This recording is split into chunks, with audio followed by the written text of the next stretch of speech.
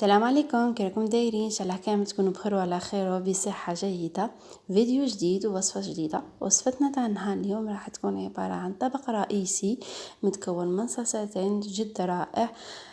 تقدروا تحضروه هذا اليامات، خاصه الاخوات اللي راهي تصوم. نقول لها صحه صيامك. اذا عجبتك الوصفه خبيها لرمضان، جربوها، بنينه بنينه بزاف.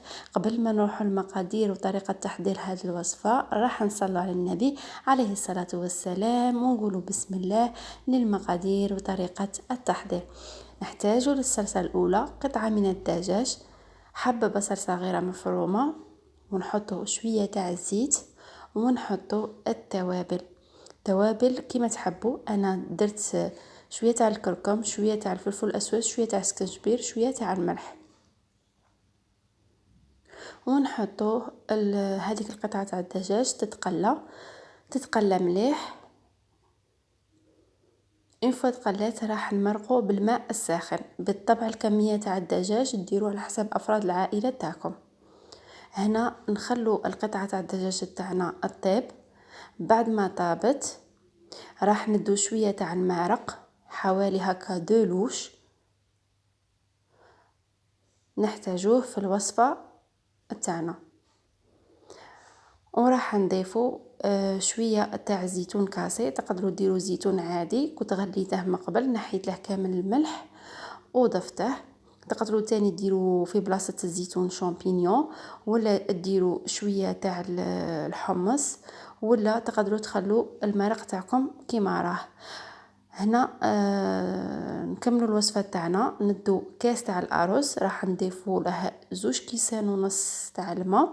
انا درت 2 كيسان وراح نزيد النصف تاع الماء، نص كاس. الماء يكون سخون.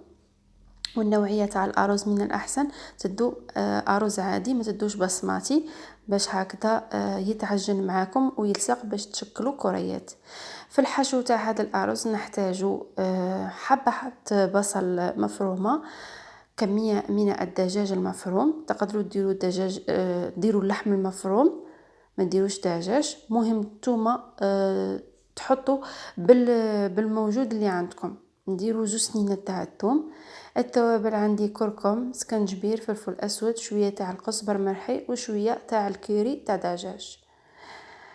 ونحطوا شويه زيت ونخلو الدجاج تاعنا ولا الكفته تاعنا تتقلى. ضفت شويه تاني تاع المعدنوس ونديروها طيب. بعد ما طاب معانا هذاك الارز راكم تشوفوا كيفاش يجي.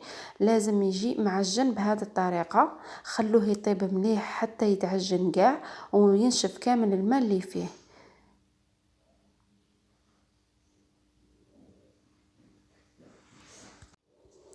راح نضيف هذيك الكفته اللي قليتها مليح ولا الدجاج المفروم. راح نضيف الكميه من الجبن، عندي 4 قطع. وبالطبع نتوما تقدروا تكثروا، تقدروا تنقصوا، تقدروا ديروا حجم تاع الكاس تاع الارز صغير، لكم الاختيار. نضيفوا شويه زيتون، كنت نحيت شويه كميه قبل ما ضفته في المرق. نحط 2 سنينات تاع الثوم. ما رايحاش نتبل ديجا هذاك الدجاج راه متبل. الارز كنت درت له الملح والفرماج مالح والزيتون مالح، دونك سي با لا بين تتبلوا.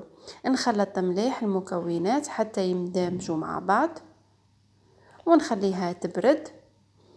ونروح نشكل كريات. شكلوا كرات بحجم متوسط. اذا شفتوا الارز تاعكم بدا هكا يلصق في اليدين وما حبش يتشكل، حطوا حداكم هكا طبسي فيه الماء وشمخوا يديكم وبقاو تشكلوا، راح يتشكل معاكم بكل سهوله. نواصل انا بهذه الطريقه حتى نكمل كامل الكميه تاع الارز تاعي. نروحوا لصلصه الجبن. واش نحتاجو فيها؟ هذه الكميه تاع المرق تاعنا. نضيف لها نص علبه تاع الكريمه السائله. هنا العلبة تاع الكريمة السائلة حجم صغير، السعة تاعها 20 سنتيلتر، دونك درت نصف الكمية وضفت الجبن. نتوما بالطبع ديروا اي جبن متوفر عندكم والكميه اللي حبيتو. انا درت 4 قطع. اذا تحبوا الصلصه تاعكم تجي فيها بنه الجبن بزاف كتروا، ولا ديروا تاع البيدون هذاك يجي تاني بنين. دونك اكتفوا بالموجود اللي عندكم، حطوها فوق النار ان فوا تعقد شويه وتختار، طفوا عليها. نروحوا نكملوا الوصفه تاعنا. الارز راح ندو 2 حبات تاع بيض، نحطوا الكرات في البيض ومن بعد نغمضوهم في الشابلور ومن بعد نقليوهم يجوا كروكات الارز، يجوا بنان بنان بنان يتاكلوا وحدهم. وفي هذه الاوينه الزيت تاعي راني دايرتها تسخن. وصفه سهله وسريعه ما فيهاش مقادير بزاف. دي فوا يبقاو لنا زوائد في رمضان، تقدروا تخبوا ولا تتفكروا هذه الوصفه وديروها. هنايا نحط الكرات تاعي نقليوهم. اذا كانت الزيت قليله ابقاو تحركوا فيهم باش يكتسبوا اللون الذهبي في كل الاتجاهات. دونك هنا في هذه المرحله صاي كملنا كامل الوصفه تاعنا. نروحوا للدريساج. هنا نحط القطعه تاع الدجاج تاعنا بعد ما حمرتها في مقله فيها شويه تاع الزيت. نحط الصلصه اللي فيها الزيتون. راكم تشوفوا لاصوص تاعنا راهي عاقده. انا كي طاب هذاك الزيتون مع هذاك المرق اديت نص ملعقه صغيره تاع الفارينه، ذوبتها في شويه تاع الماء وحطيتها باش تعقد معايا وتجي خاتره وملبيه. كما نعرفوا الزيتون ما يعقدش المرق، دونك لازم نعاونوه بشويه تاع فارينه ولا شويه تاع نشا يجي بنينه بنينه عسل. دونك نحط هادوك الكروكات تاع الارز نسدفهم كيما هكذا، وراح نضيف الصلصه البيضاء ولا صلصه الجبن.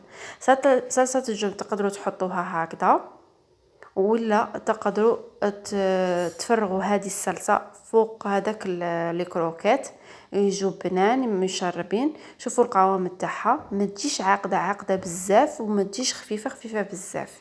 شوفوا واحده البنه هذاك لو مارياج تاع لو غو تاع الصلصه البيضاء مع هذاك الكروكات تاع الارز مع هذاك الصلصه تاع الزيتون، واحده البنه بنين بزاف. جربوه، وصفه تستحق التجربه. خبوها لرمضان.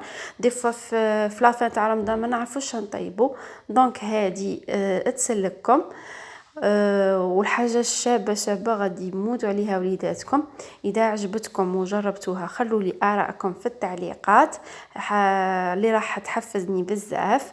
وما تنساوناش بالجيم سيل بلي، هذاك الجيم او شويه تدعموني وتطلعوا لي المورال. خليكم في رعايه الله وحفظه، والسلام عليكم.